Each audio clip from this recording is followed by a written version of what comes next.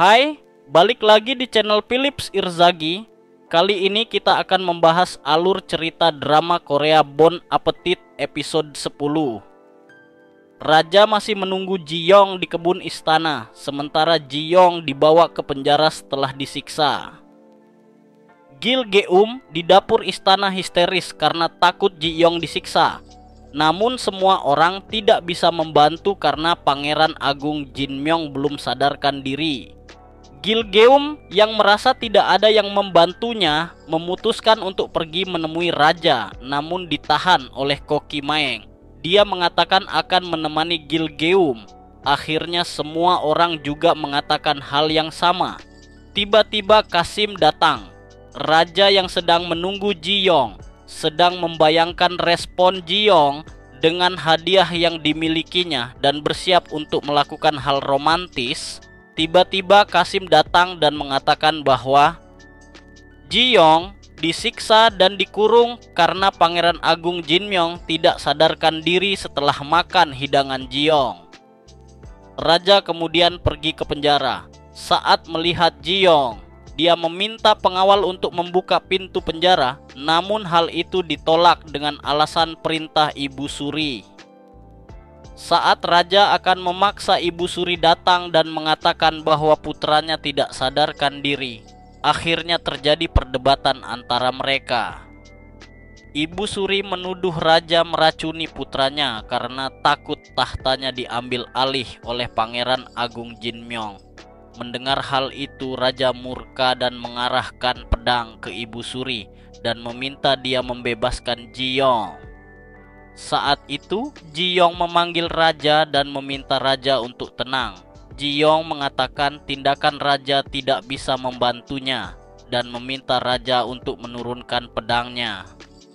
Raja kemudian menurunkan pedangnya dan Ji Yong menjelaskan bahwa dia tahu masa depan dan meminta raja tidak gegabah agar tidak terjadi kehancuran. Ji Yong juga mengatakan apapun yang terjadi raja harus tegar. Akhirnya raja menjatuhkan pedangnya.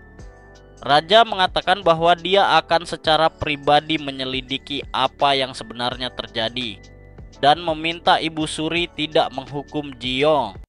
Ibu Suri pun menyetujui hal itu dengan syarat jika terjadi sesuatu kepada putranya, maka Ji Yong akan dihukum. Kemudian Ibu Suri pergi.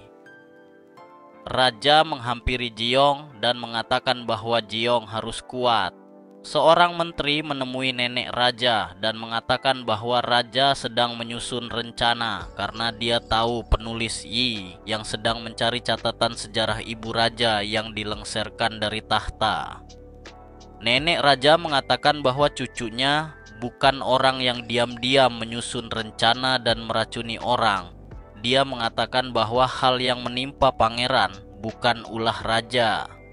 Sementara Pangeran Agung Jesan sedang senang karena rencananya dan selir Kang berhasil. Dia dan para menteri sedang menyusun rencana untuk melengserkan raja. Raja dan sekretarisnya sedang membahas pelaku sebenarnya dari kejadian Pangeran Jin Myung. Raja memeriksa semua catatan barang yang masuk ke dapur istana. Sementara semua orang di dapur sedang sedih dan Pangeran Jin Myung masih dalam kondisi kritis. Tabib istana juga datang untuk memeriksa bahan yang digunakan untuk hidangan itu. Sekretaris kerajaan melaporkan bahwa tidak ada bahan yang salah dari hidangan itu. Dan dia mengatakan apakah Pangeran Agung sakit akibat hal yang lain.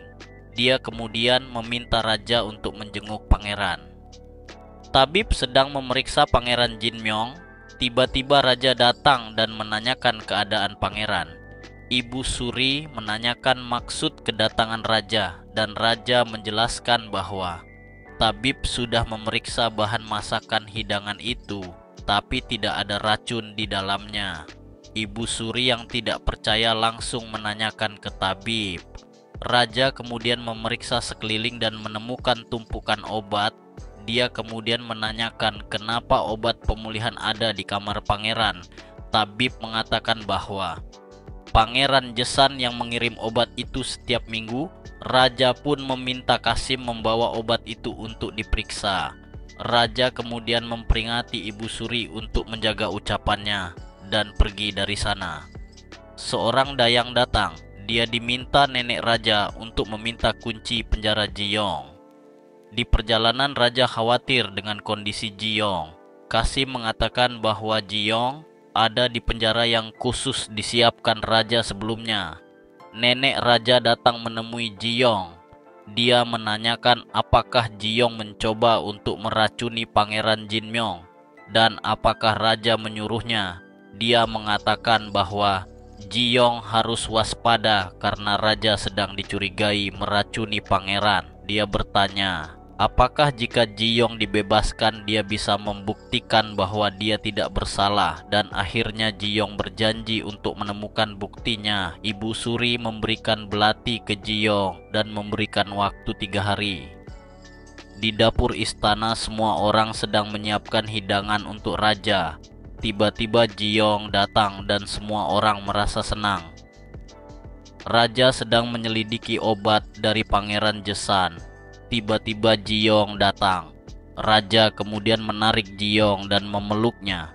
Dia bertanya, kenapa Jiyong bisa bebas? Jiyong marah dengan perlakuan raja, tapi raja malah menariknya dan menciumnya. Dia mengatakan bahwa ciuman itu untuk wanita yang dia sukai. Raja meminta Jiyong untuk makan bersamanya, namun ditolak, tapi pada akhirnya raja memaksa dan Jiyong pun makan. Raja kemudian kembali menanyakan kenapa Jiyong bisa bebas. Jiyong menjelaskan bahwa nenek raja yang membebaskannya dan meminta dia untuk membuktikan bahwa dirinya tidak bersalah. Jiyong menunjukkan belati ke raja dan raja mengambilnya. Jiyong menanyakan apakah raja benar-benar menyukainya sampai membuat raja salah tingkah. Jiyong mengatakan bahwa raja tidak boleh menciumnya karena rumor tentang mereka sedang menyebar di istana. Mendengar hal itu raja tertawa. Selingkang kesal karena nenek raja membebaskan Jiyong. Raja dan Jiyong menyelidiki semua bahan yang digunakan untuk hidangan pangeran. Raja kemudian menanyakan sebuah bahan obat ke tabib. Jiyong tertidur di lengan raja. Jiyong kembali ke rumahnya dan bertemu Gilgeum. Dia membawa bahan obat pangeran. Gilgeum mencium sesuatu dan memeriksanya. Dia mengatakan bahwa bahan itu sudah rusak karena sudah digerogoti tikus. Jiyong tidak percaya dan akhirnya menciumnya. Keesokan harinya Jiyong menemui dayang pangeran dan menanyakan selera makannya. Tiba-tiba Kasim datang dan mengatakan bahwa raja pingsan. Jiyong datang. Ternyata tabib sedang memeriksa raja. Jiyong bertanya apakah raja demam karena gejalanya sama dengan Pangeran Jinmyong. Jiyong kemudian mengatakan bahwa raja mencicipi tanaman obat dan dia bertanya ke tabib apakah itu yang menjadi penyebabnya. Mendengar hal itu, tabib curiga obat itu adalah kotoran tupai terbang yang diracik menjadi obat.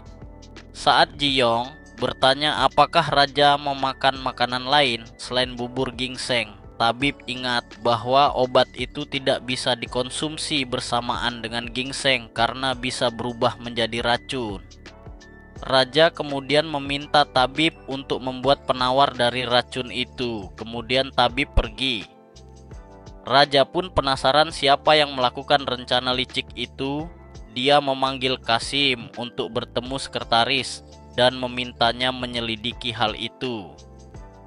Melihat raja kesakitan, Jiyong membantunya untuk berbaring, tapi raja malah menarik dan memeluknya.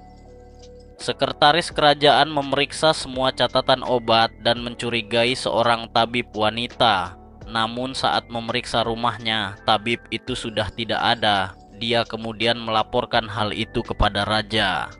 Raja kemudian mengerahkan semua pasukan untuk mencari tabib itu. Dayang Selir Kang datang menemui tabib itu dan memukul lehernya dan mencoba menusuknya dengan tusuk konde. Beruntung Gonggil datang. Dia menjelaskan bahwa kakaknya juga meninggal karena dayang itu sehingga mereka berkelahi. Saat itu Gonggil mengetahui kebenaran tentang kematian kakaknya dan hampir saja dia dibunuh oleh Dayang Selir Kang.